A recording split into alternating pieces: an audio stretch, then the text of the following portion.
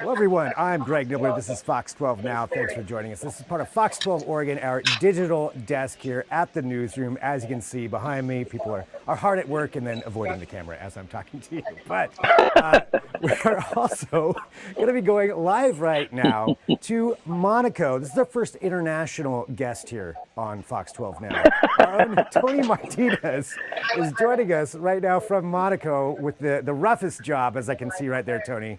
It's obviously rough for you over there. You're over there. Some of us are not working hard. I must admit, and I am one of them. But Tony, you're out there. I know. I want to talk all about Monaco. I want to know exactly what's going on right there. But I know ostensibly you're out there to cover Formula E. Is that the right way to say that? E Grand Prix. Yeah. It's the Formula E Monaco E Prix. And that will be coming to Portland on June 24th. The same cars, the same drivers, the same racing series will be competing at Portland International Raceway, June 24th. And this is, a big step. Obviously, Formula One, biggest racing in the world, but having their own electric race, I mean, that's kind of a sign of the times, right? Well, exactly. And it is a separate series. They're under the same sanctioning body, the FIA, but Formula E is a completely different series in terms of the drivers, obviously the cars, which are all electric now. But, they're in their third generation. This is the 10th year of Formula E. So these cars now are capable of top speeds of over 200 miles an hour, 0 to 60 in 2.8 seconds. And so their capability is getting much more sophisticated every year. As you know, technology, whether it be, phones or cars, is just advancing so quickly. So at this point, the Formula E cars are not quite on par with the Formula One, but getting very, very close and closer every year. And as you point out, after 2035, no more sale of new combustion engine cars in Oregon and many other states across the U.S. So, definitely a sign of the future, love it or not. I mean, that's kind of where we're headed. Yeah, I mean, and in Europe, too. I mean, they have some bans that are coming in even before that, I know, as far as combustion engines. But I mean, for an industry like car racing, something like that, to make that switch, I feel like they're probably one of the last ones to be like, okay, we have to do this. But the fact that they're going that fast, you're getting over 200 miles an hour with an e-car, what's the battery life on those when it comes to the race? Do you know? They'll go a race of about an hour in time. Generation 2, prior to this, cohort of cars, they used to mid-race pull into the pits, hop out of one car, hop into another car with a fresh battery, and then finish the race. It was part of the competition, but now they have advanced so much they can complete a full race on one charge. There is talk about having recharging mid-race. That hasn't happened yet. But innovative things, like if you've ever played Mario Kart, you can kind of go wide and pick up extra energy. They do that in Formula E. You can go offline. It's called attack mode. So you would go wide around a corner, which would not be advantageous in terms of getting around the corner. But by doing so, you get a 1-minute blast of extra energy. Whoa. So you come out of that turn much more quickly. So there's kind of really fun strategies. They're being very innovative in how they are going about this sport and making it exciting and fresh and something new, and really a complete departure from Formula One. So. Yeah, I mean, adding in something like that is very Mario Kart. Like, I mean, they're not throwing hookah shells at each other, but still, that's pretty great. Have you been a racing fan?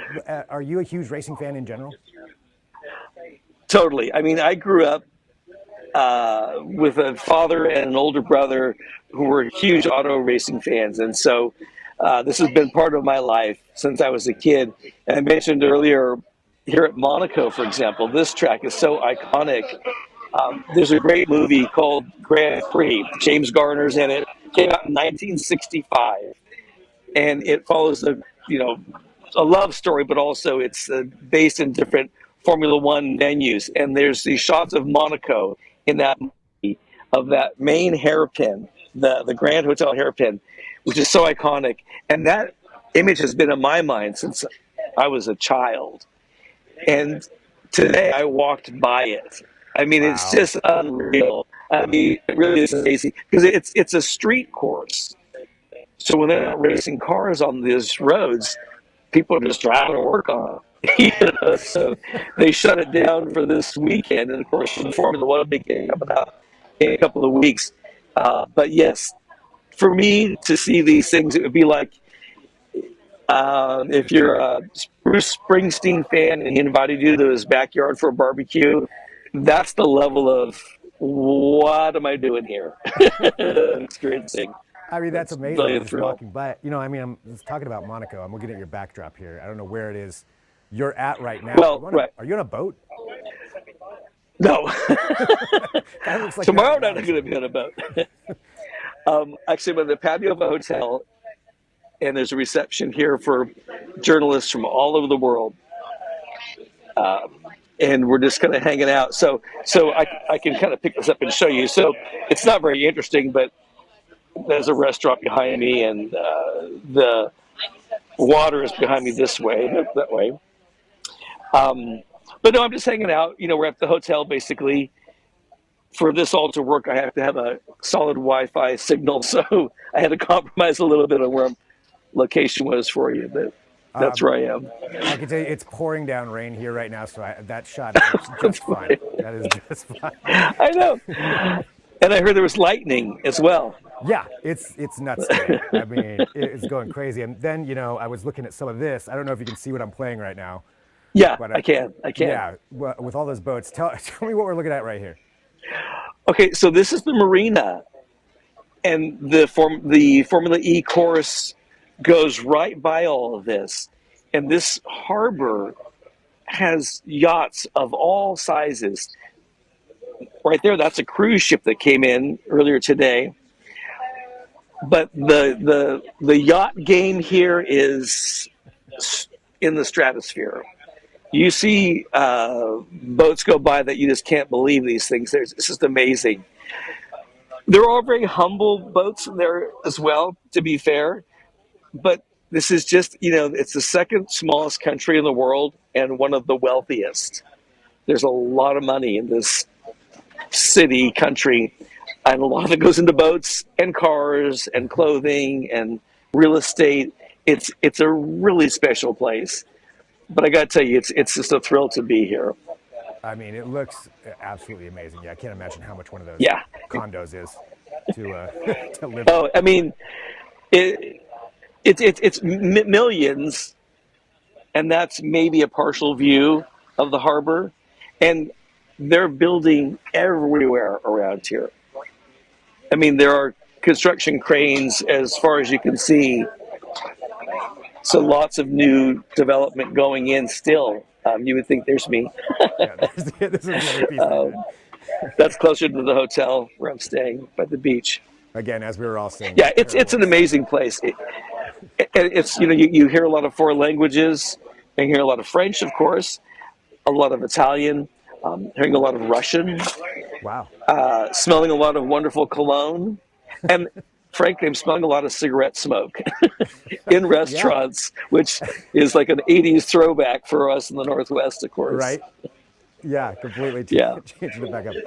Has it been pretty great, like interacting with some of the other journalists or some of these other? Yeah, no, I mean, there's folks from print media, from various aspects of auto racing media that are here to cover this event and sort of introduce Formula E to a new audience. And it's not so much about converting people from Formula One or NASCAR or IndyCar or whatever racing series one tends to follow. It's about interested in where this technology is going to go. So much of the technology in the racing cars trickles down to the road cars, in a very short amount of time. So some of the aspects of the cars that are racing this weekend in Monaco and in June in Portland, that same technology will probably be in the next generation of the next Nissan, Right. or who knows what. But yeah, it all kind of trickles down. Well, and I think that's pretty amazing. I love covering technology and anything like that, like advancements like that, to see where that is. And it trickles down eventually to us. But talking Yeah, about just the audience for that, I mean, there's a certain segment of people out there who may not be wanting to, watch the combustion engine style racing just for whatever reason that is that they right, have. But right. this is different, completely different thing. Yeah, it gives them an alternative and a way of still enjoying the competition and still getting to know the drivers and the personalities of the drivers. But they really are invested in making a clean future. So I grew up watching, combustion engine racing and loved that. But I think we're all kind of realizing that combustion engine is Yeah. it's getting to the point where it's unsustainable. So Yeah. this definitely is a look towards the future. So if you can achieve the same level of competition and excitement and glamour that racing can bring, but it's clean environmentally, then maybe you've got something. Yeah. Why not? Well, for you, I know it's 10 something at night there in Monaco right now. Yes. But what's the rest of your time there like? So what's next for you? Okay, so tomorrow morning, I have a few more driver interviews that you can watch during Good Day Oregon. On Saturday, that's all 2 practice sessions for the Formula E cars, qualifying, and then the race.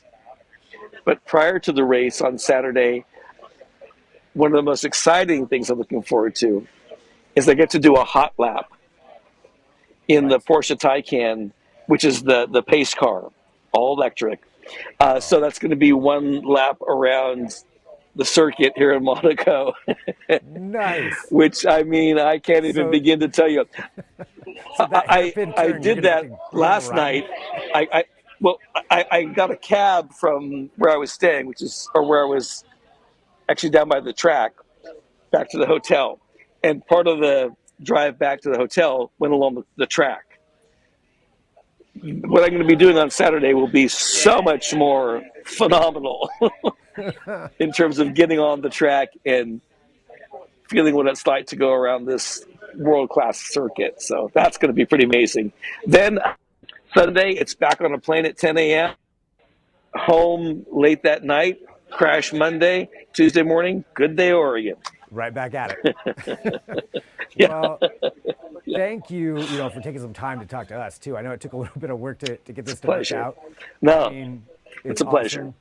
awesome. So happy for Yeah. you to be over there. You've got to take. I hope you're taking video when you're taking that ride, or at least somebody can get some Well, pictures of that. I certainly intend to. It's funny. I love taking pictures as a sort of a hobby photographer, and I have a pretty nice DSLR camera. I haven't even touched it because I've been so busy kind of getting the content on my phone, the video and the pictures and so forth. But hopefully, I get a couple of hours to go out and take some nice pictures here. It's a beautiful part of the world. I just feel humbled and really honored that I can share my passion for racing, but also to share a beautiful part of the planet with anybody who's tuning in for any of this. It really is a special place. And yes, there's the wealth and there's all of that. But I mean, just in terms of the pure nature of this part of the world, southern France, it's just spectacular. And I feel fortunate and humbled that I was able to share some of that with people back home. So. Well, thank you for sharing it with us here too. So we really do appreciate it. And Tony, I'll You let you get bet. back to it. I think you've got some more Okay. enjoying and relaxing to do there, but we'll let you get back to it. Okay. Thanks so much for All joining me right. today. Ciao. All right, Well, bye. Ciao. There we go. All right. Well, thanks everybody too for tuning in to Fox 12 Now. Again, I'm Greg Nibbler. So this is our digital desk here in the newsroom at Fox 12 Oregon. We bring you all kinds of things like that. Tony live from Monaco. Coming up today, though, wherever you're watching me, just know that there's more coming up. I am going to be talking to the founder of a new comedy festival here in Portland. The Rip City Comedy Fest actually starts today, so I spoke to him and pretty big director, Lance Bangs. So we're going to be showing that to you. We've also got another interview with John Horvick. We're going to be talking about some research polls that came out about what Oregonians think about certain things. So we're going to be covering that as well.